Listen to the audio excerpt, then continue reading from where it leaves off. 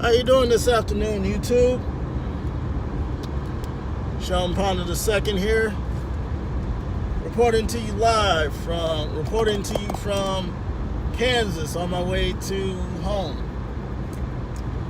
Hopefully all of you had a good day today. I know I did. Hopefully your day was pretty decent, as mine was. Sorry, I'm having to fix my holder here.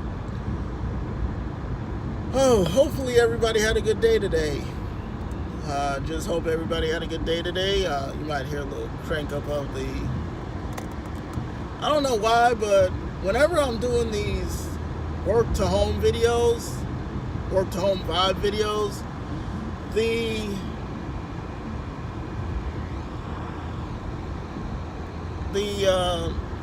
phone always happens to get hot. So I'm trying a new approach today. I'm putting both of these car vents up close to where I'm recording. That way I can do a full video without having to go black. And without having my phone screen say the temperature is too hot, the phone needs to cool off. So bear with me as I work the AC controls on my phone, AC controls on the console, trying to get it to where it doesn't get as hot. Might need to turn it up, down a little bit.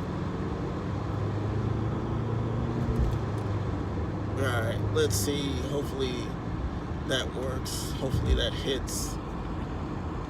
Sorry, just making sure that. Okay, I think we're good for right now. We'll try it out. If it fails, then we'll try it again. All right. So, as many of you might be traveling on the roads going home, you might have a little bit of what is called road rage. And it shouldn't be all that. Like, I drive from Kansas to Missouri all the time, and the speed limit is 70. I might do a little higher than 70, maybe 72, 73 maybe. But there are cars that are headed home that are doing 80 plus down the highway. And I'm not able to do anything about it because there is a car on the... Okay, so let's see. I'm gonna get into this right lane here and see this vehicle in front of me. All right. So, see that? Okay. Now, there's a car, I'd say about,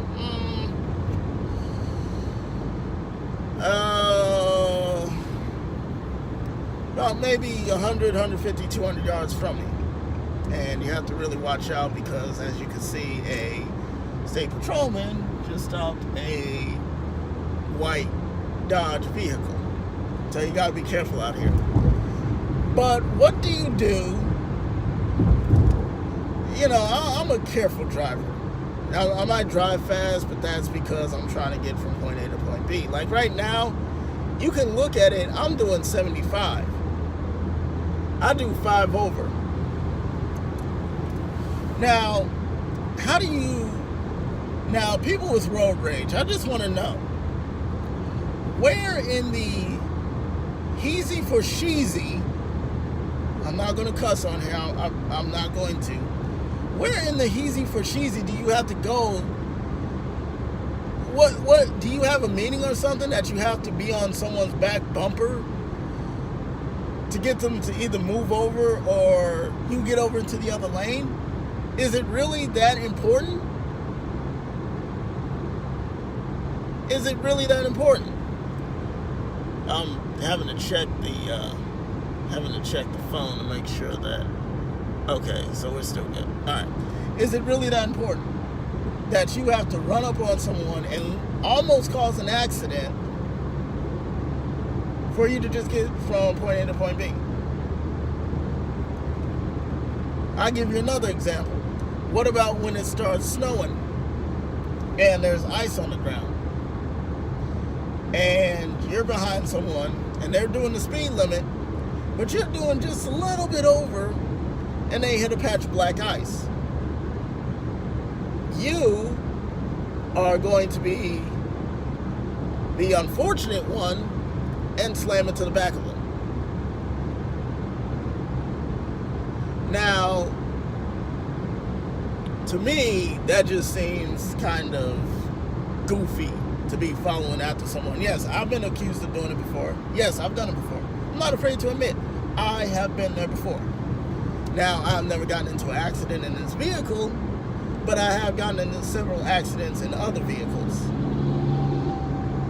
But my question is, where do you have to be that you have to literally run up on someone and literally almost cause an accident? Like, where do you get off doing that?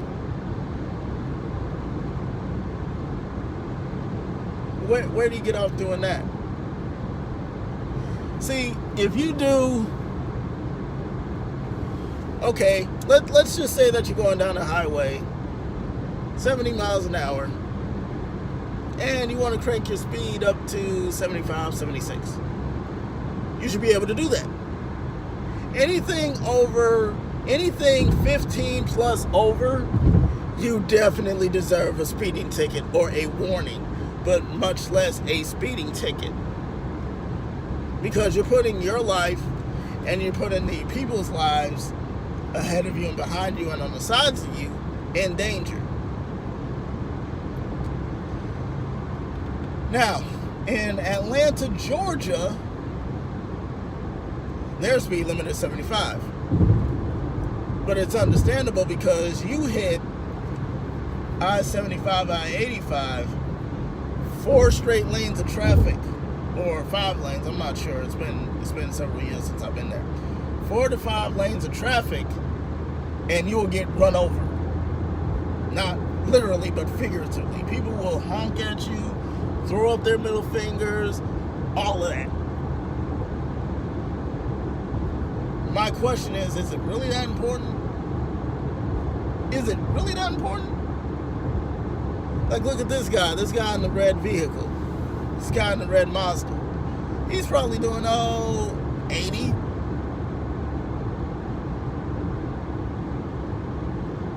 My question is, where do you have to be driving as fast as you do down the highway, swerving in and out of lanes, and literally almost causing an accident? Where do you get off doing that?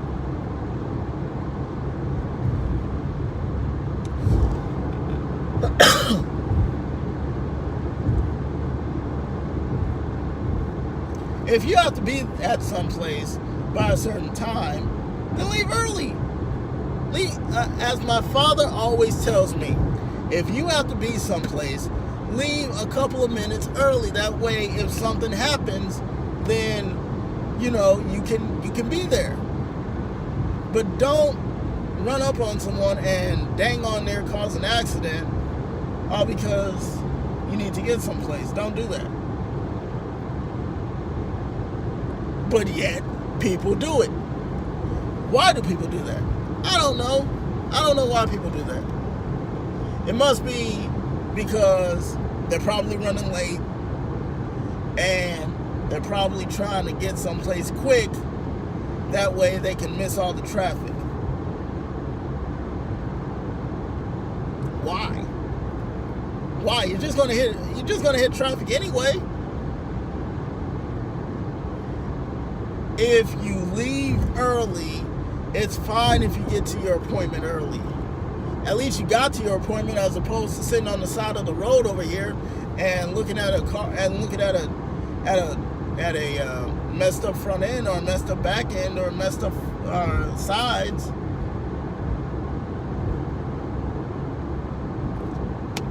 I don't get why people have to rush to get someplace. You're gonna get there anyway.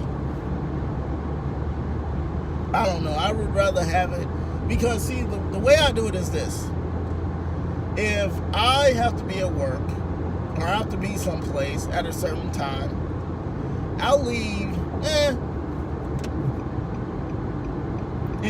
When I have to work, I'll leave at 7 o'clock. I'll leave at 7 o'clock. It takes me a little bit to get down to where I work, but at least I made it. At least I didn't get into an accident and have to prolong me coming in. But see, people do that. Well, why do they do that? I really don't know. You have to ask them. Maybe it's because they have a lead foot. Maybe that's why. I'm not really sure. But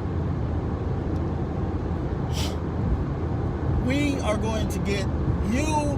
going to get to that destination.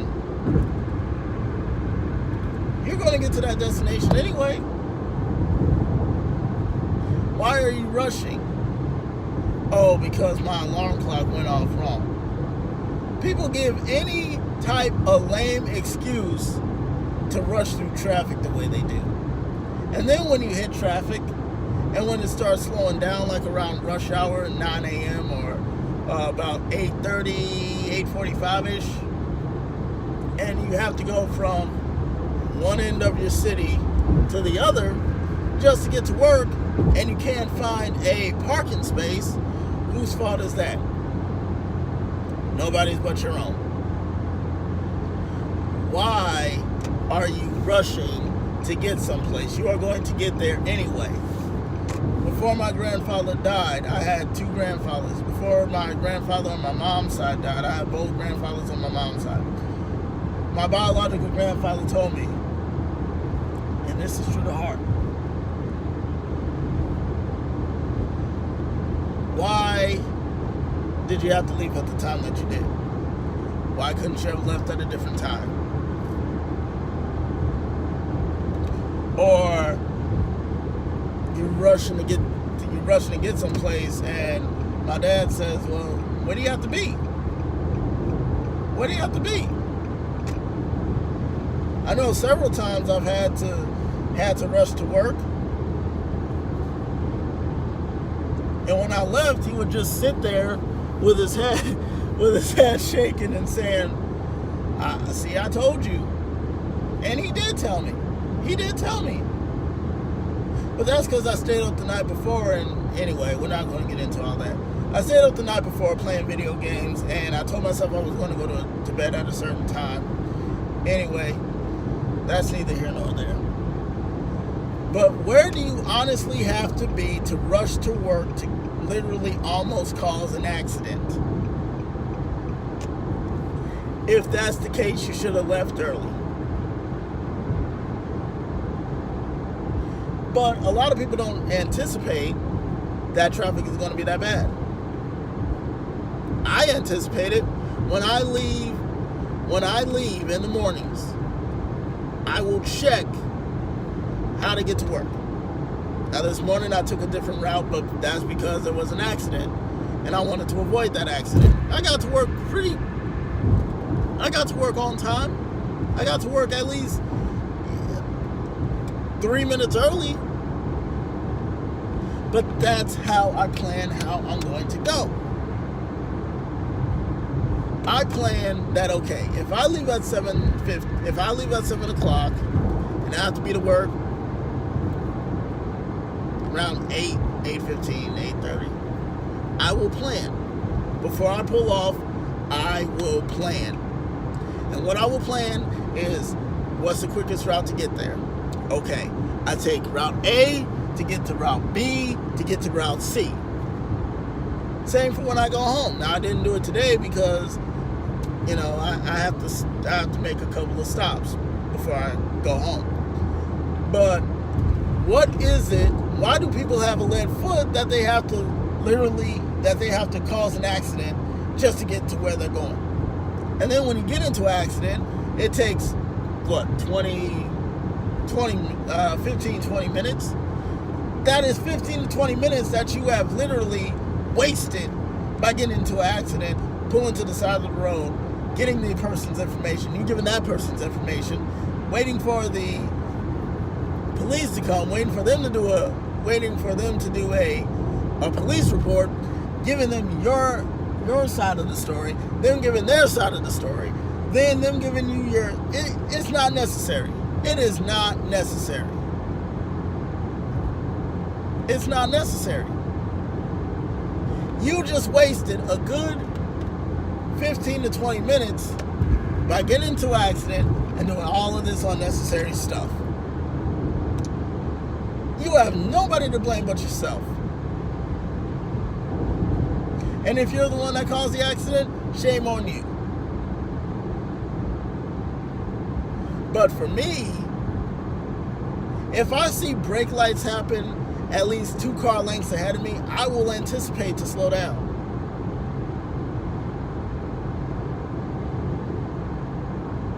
But people just want to rush and rush and rush, and guess what? When something goes south, it's an accident that happens.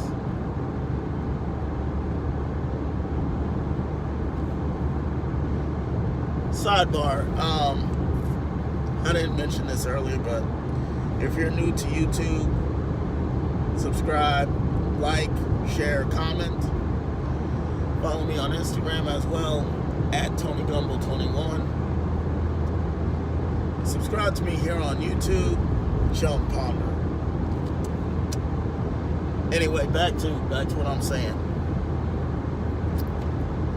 Especially if you're in the city,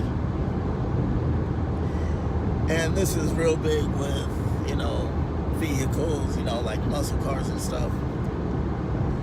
Why do you have to show off? What reason do you have to show off? There really isn't a reason why you need to show off. Oh, I want everybody to see me blow smoke. For what? I want all the women to see what kind of car I have. This is a chick magnet. Are you out of your mind?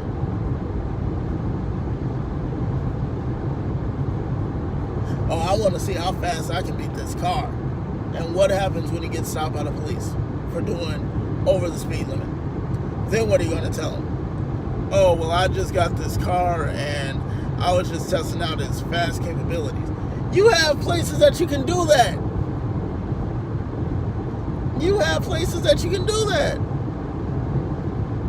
But you don't have to do it on a road where you have kids and where you have kids walking. Yes, they might be impressed with what you're doing, but you have to take into account that, okay, what is it that I can and I can't do in this vehicle?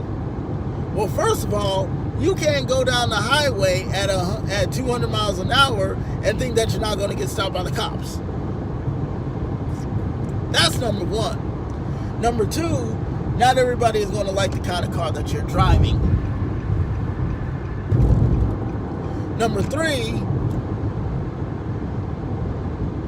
you just must have all the money in the world to buy this super expensive car and to show off like you do.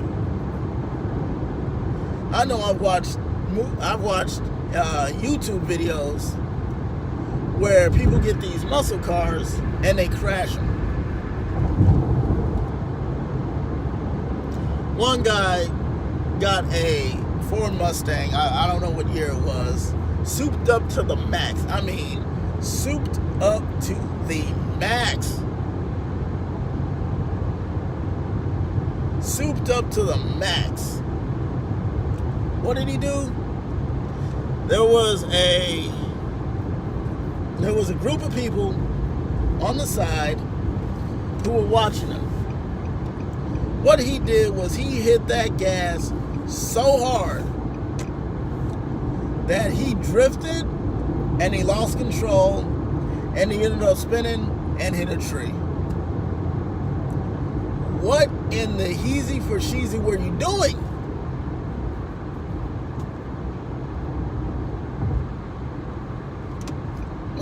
What point are you trying to prove? You are not cool by doing that. You are an idiot for doing it. But I don't think the guy really cared because, oh, he's got money, he can fix it. Yeah, okay. Alright.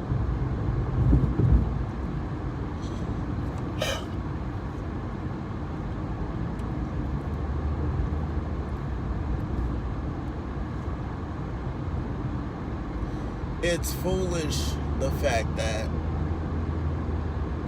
you would buy a vehicle that you're only able to use maybe 3-4 times a year. 3 or 4 times a year. If it's a collector's edition, oh, you bet your last dollar you're going to get that car.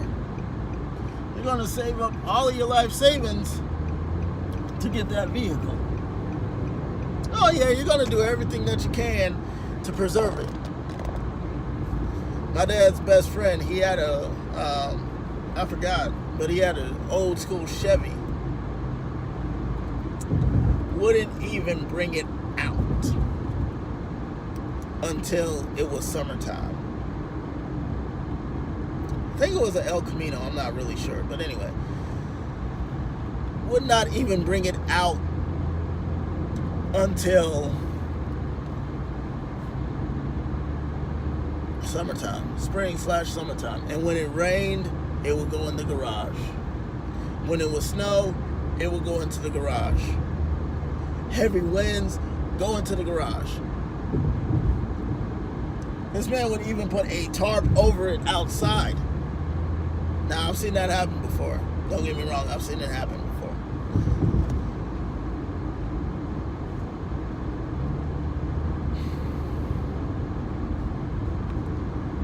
What do you have to do? Where do you have to be to rush through traffic like this? Now, look at this highway right here that I'm about to get on. You see this? This is what traffic is like at 5 o'clock in the evening. It's not busy. Excuse me. But there's going to be someone who is in a rush to get downtown or points north. And guess what? There's obviously going to be an accident somewhere. People are distracted by every single little thing in their vehicle. Their phone, their radio. If it's a woman, her putting on makeup. Every single little thing in their vehicle is a distraction. Messing with the AC, messing with their cruise control, messing with their windshield wiper fluid. Every single little thing that causes an accident is due to a person being distracted. Everything. There is not one thing in a vehicle that will not distract a man or woman driving. See? You see this? You see that? Almost an accident. Almost an accident. Every single little thing in a vehicle will distract the person. Changing the radio station. The biggest thing. And see? Look at that car right there. That car right there. I told you. Didn't I tell you? I told you. Car was on my back bumper. Had I hit the brakes 10 seconds earlier, there would have been an accident. And everyone on YouTube who is viewing this video, when it uploads, would have seen that. I am telling you, YouTube, pay attention to what you are doing. It's not rocket science. It is not rocket science. Pay attention to what you're doing. That way you won't be distracted. That way you don't cause an accident. I mean, how hard is that? How hard is that? It's not hard. Especially if you're especially if you jump in front of an 18-wheeler. 18-wheelers can't stop as quickly as a car can. So if you get hit, that's on you. And then you have to explain, maybe to the judge, maybe, I don't know who you'd have to explain it to, or maybe to the police officer, that, oh, I jumped in front of this truck, and I happened to hit my brakes, and the truck happened to hit his brakes, and I got rear-ended. Whose fault is that? Not anybody but yours. The truck driver didn't do it. The truck driver's doing what he has to do. The truck driver's going from point A to point B to get items delivered. That truck driver does not have time to get into an accident and be on the side of the road with you and explain to the police officer what's going on. That's money out of his pocket. That's money out of his pocket.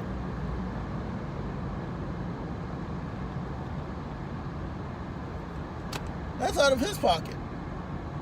He was just having a regular good day, doing what he had to do, doing the speed limit, listening to some tunes, paying attention to the road. You hop in front of him on your phone, you're trying to get over, you slam on your brakes, he hits you, he rear ends you. Whose fault is that? It's not his, it's yours. Because you hopped in front of him, slammed on your brakes, and guess what? Boom, you get rear-ended, which leads you to hit to another car, which leads you to hit another car, which leads that car to hit another car. Whose fault is that? It is yours. Nobody but yours. But see, people will place blame on the other person, saying, oh, you know, it wasn't me, it was this guy. This guy was doing this. No. No.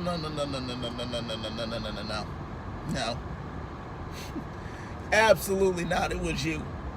It was you. And you can tell that it was you. You just don't want to place blame on yourself because you're self-conscious. No, it was you. It was you. You're the one that caused the accident. So now you just caused the 18-wheeler driver to lose 30 minutes of precious time that he could have used to utilize to get down the road even further. All because you decided to hop in another lane, not even use a turn signal, which everybody, it should be second nature to use your turn signal. Couldn't even do that. And guess what? You get rear-ended by a truck.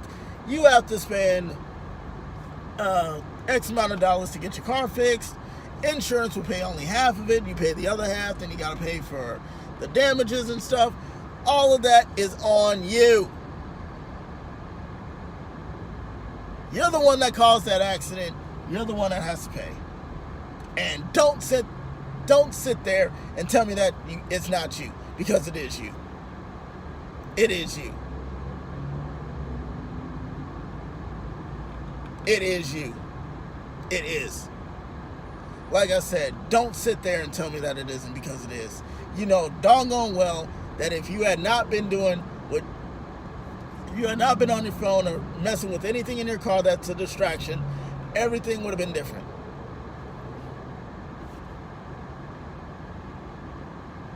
Don't sit there and tell me that it wouldn't have been, because you, as well as I know, if you have the common sense, you would have known that it wasn't right to do that.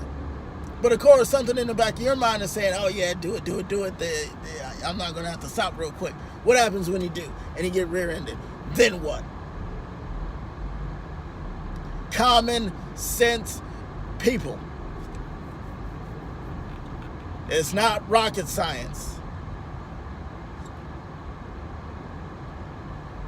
Driver's ed should have taught you. Keep some distance between you and the vehicle in front of you. That way, if you need to make a sudden move, you're not looking like a lame duck and missing your turn, missing your exit, and getting into an accident. Having to take your car to a body shop or a collision repair specialist.